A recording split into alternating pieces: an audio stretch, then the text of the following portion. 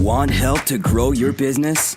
Download BRiN, the world's first business advisor in your pocket. To find out more, visit BRiN.ai or search the App Store today.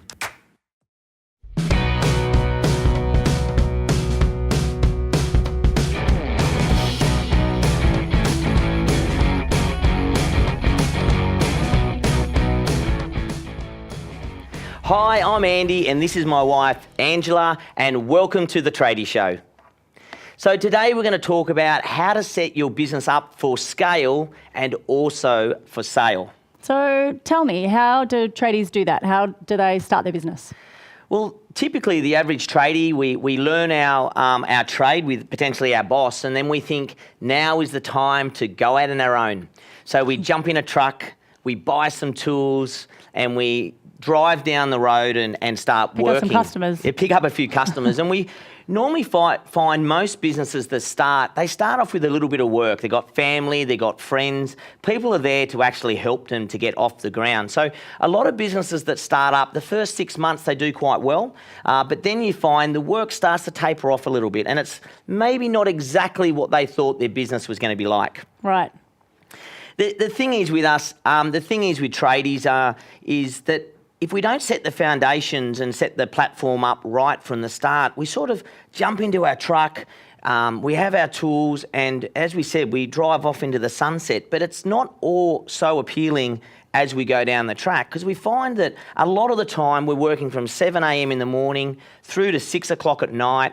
We're coming home and potentially seeing the wife and the kids, and then sitting in the office for 2 or 3 hours to finish the day off. So it's quite draining being a tradie. And like you were saying, when a tradie does first start their business and they really kind of have no intent, they just say, I'm just going to start my business now, it often is a case that 5 or 10 years down the track, they're kind of in the same situation, aren't they? Like they're still working really long hours, they're making some money, but they're really quite stressed, aren't they? And there's a lot of pressure on the family, a lot of pressure in the business, and they do just say, there's just got to be a better way to operating. Yeah, I think that what happens is when they get out there and they start going and they think business is fairly easy, and they don't really have anyone to mentor them or to help them. Yeah, good point. They've got their mates down the pub, they've maybe got their mum and dad or a few friends that may be business owners, but no one really to mentor them through that path. So, when we go to TAFE, we learn how to be good tradies with our hands, but no one really teaches us how to be a good businessman. And the number one thing, guys, look out there, and the people that are making the most money and have the freedom are the ones that are the good businessmen. They're not necessarily the best with their hands. But the thing is, if you don't set your business up right from the start, you are doing those long hours, you are chasing money, you are having problems with customers, you're having problems with staff, and 5 years down the track, you sort of look at yourself and you go, what happened? You know what? I'm working 70, 80 hours a week, and if you work out an hourly rate, my staff are getting paid more than I am. And the other thing is, the staff don't have any of the risk. They don't have any of the stress. So you start thinking to yourself, have I made the right choice being in business? Or should I have maybe just stayed with someone and got paid fantastic money? Because a lot of people look back 5 years, 10 years down the track, and they can honestly say, I could go and work for another business now and get more than I'm getting paid now without the stress. But the biggest problem is they don't have the freedom when that happens. Yeah, really good point. Not to mention although they loved the idea of having their own business, they've pretty much just bought themselves a job, haven't they? So they've really just replaced one situation with another. Yeah, they certainly have. And I think, when you start business, you really want to have that freedom to choose. And the problem they have is you really just are setting yourself up just with another job, and it's tough. And yeah, we do make money. Like, I'll be really honest, I don't know too many tradies that are really, really struggling. There's guys that make money one year, don't make money the next, but you can sort of work pretty hard and still do a pretty good job with it. So in saying that, if you asked most tradesmen with their intent when they first started their business, what was life going to look like in like 10 years' time to them? What perhaps would they have actually said to you? Well, the big thing they would have said is that in 10 years' time, they would have had a business, they would have had really good growth. They'd be sitting there, being able to take holidays when they want, hang out with the family whenever they want. And really just, if they want to, they could be on the tools. Because to be really honest, a lot of tradies love still being on the tools. They don't want to be sitting in an office all day, and I don't blame them. But, they still want to just have that freedom to do what they want when they want. You know what, if the surf's good or if the snow's good or, if there's something that they really want to desire, they can, at a moment's notice, have a chat potentially to their partner or their wife and just go, you know what, I am out of here.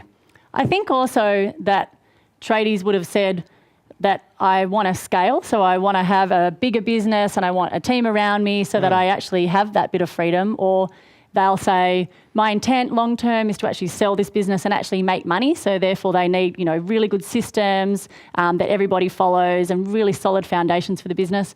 Or thirdly, they say, I actually just want the freedom to choose, because the reality is most tradies we speak to actually love their work. Like, they love working full time, and they say, if I could work 4 or 5 days a week, but if I wanted to take a week off here or 5 weeks there and actually know that I'm going to be profitable whilst I go away, then that to me is the perfect business. Would you agree? I totally agree, but I'll be really honest in this. We come across tradies that are really happy being a one-man show. They don't have to worry about staff. They shut their business down when they want to go away. They come back. They've got loyal customers. They don't have to spend a fortune on marketing, and they can seriously still make good money. So you can still do the one-man show like that. It depends on the style of business. But most of us look at scaling our business and getting more staff.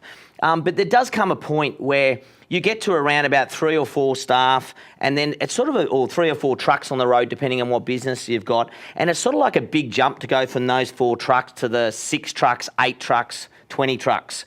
So, a lot of people sort of sit back and go, well, what's the comfort zone for me? Because I will tell you this, I know a lot of businesses out there that have 20 trucks, 50 trucks, 100 trucks, and they make less money of some of the guys I know that have 4 trucks. So don't always think bigger is better. I mean, from the outside and the ego point of view, and I went through this with my business, with the ego point of view, I used to think success was another truck, another tradie, another truck, another tradie. Look at me, I have 1,000 trucks, but at the end of the day, that means Jack, yeah. And the thing is, at the end of the day, it's all about money and it's all about the freedom. And to be really honest, everyone has their own idea of what their business that they want their business to be like. So what my idea is a perfect business may not be yours, but that's where it comes down to. So in saying that though, there is actually a formula about how you can actually set up your business to scale or to sell or to have the freedom to choose. And it's actually through the 3 Ps to freedom formula. So how about we share that with you now? So the 3 Ps to freedom is all about platform, profit, and people. So there are 3 areas that really need to have some focus with regards to setting the foundations up right with regards to the business. Because ultimately, as we mentioned, trade business owners simply want to either be able to scale, or they want to sell, or they just want the freedom to choose. And all of this has to happen first. So how about we go through each one of these individually? Yeah, I mean, I love this triangle. I talk to majority of our clients and the tradies I talk to about this, because it's really important for your business moving forward into the future. We talked earlier about businesses that really go to that 1 to 5 year level or to 10-year level.